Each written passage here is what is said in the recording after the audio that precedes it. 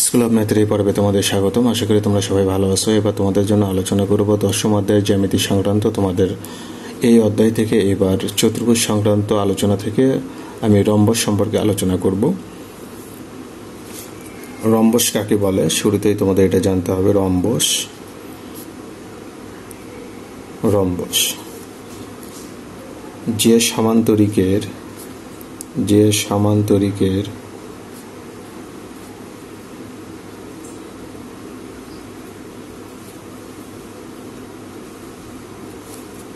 যে সামান্তরিকের প্রত্যেকটি রম্বস বলে অথবা আমরা বলতে পারি যে চতুর্ভুজের বাহুর দৈর্ঘ্য সমান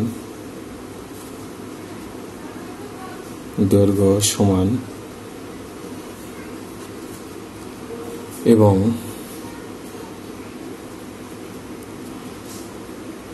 একটি কোনো সমকোণ নয় তাকে রম্বস বলে। তাহলে চিত্রে দেখো একটা রম্বস নিলাম, এটা ABCD একটা রম্বস। এর চারটি বাহুর দৈর্ঘ্য সমান কিন্তু একটা কোনো সমকোণ নয়। অথবা আমরা বলতে পারি যে চতুর্ভুজের চারটি বাহুর দৈর্ঘ্য সমান কিন্তু কর্ণদ্বয় অসমান তাকে আমরা রম্বস বলতে পারি। বললেই হলো যে এভাবে তুমি সংজ্ঞা দাও।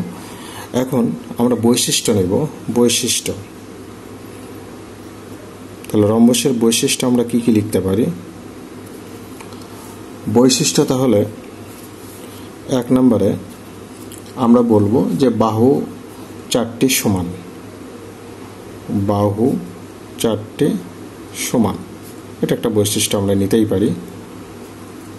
অর্থাৎ AB সমান BC সমান CD সমান AD।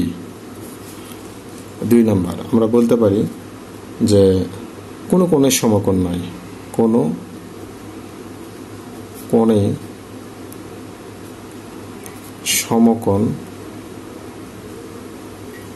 সমকোণ নয়। অর্থাৎ এখানে আমাদের যে কোণগুলো, কোণ A, কোণ B, কোণ C, কোণ D নট ইকুয়াল 90 ডিগ্রি, এটা আমরা বলতেই পারি। আর এখানে বিপরীত কোণগুলো আমরা বলতে পারি যে পরস্পর সমান। তিন নম্বর আমরা বলতে পারি যে বিপরীত কোণদ্বয় পরস্পর সমান।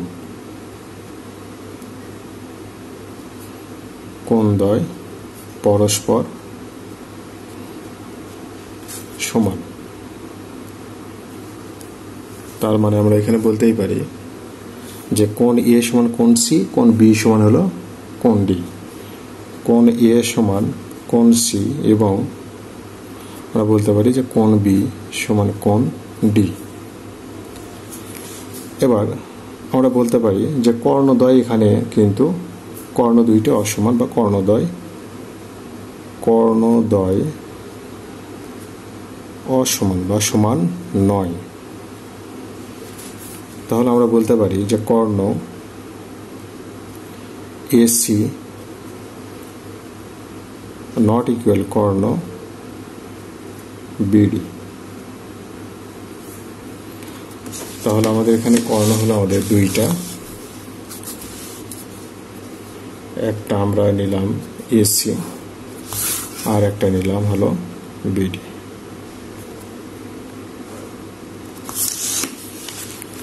পরস্পর ওই বিন্দুতে ছেদ করে।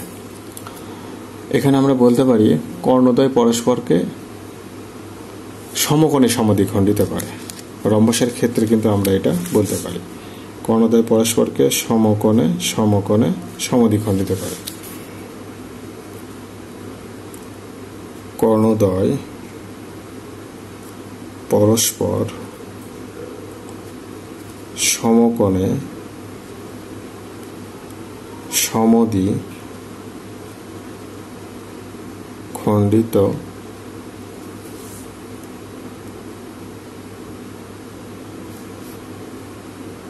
খণ্ডিত করে।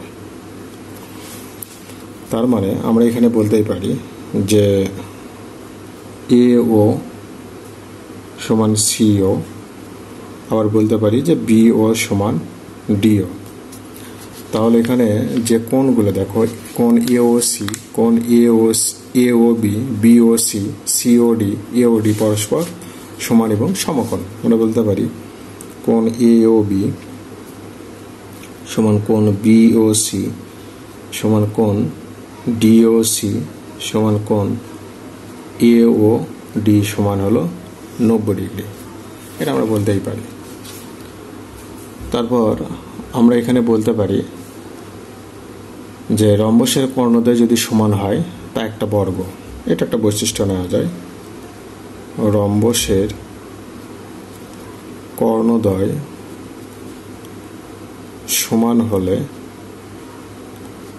হলে তা একটি বর্গ। এটা আমরা বলতে পারি। তারপর আমরা বলতে পারি যে রম্বস একটি কি সামান্তরিক, আমরা কিন্তু বলতেই পারি সামান্তরিক। এটা একটা বৈশিষ্ট্য। তারপর আমরা বলতে পারি যে রম্বসের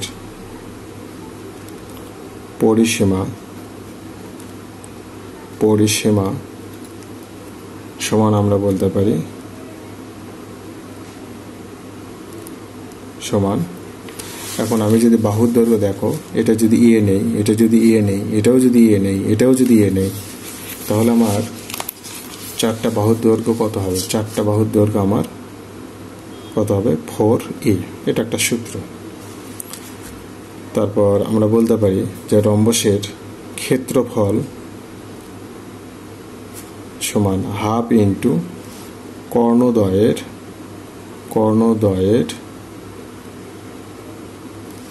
গুণফল। এখন একটা কর্ণ যদি তুমি এটাকে, আচ্ছা তুমি এভাবে লিখতে পারো যে half into AC into BD, এত বর্গ একক।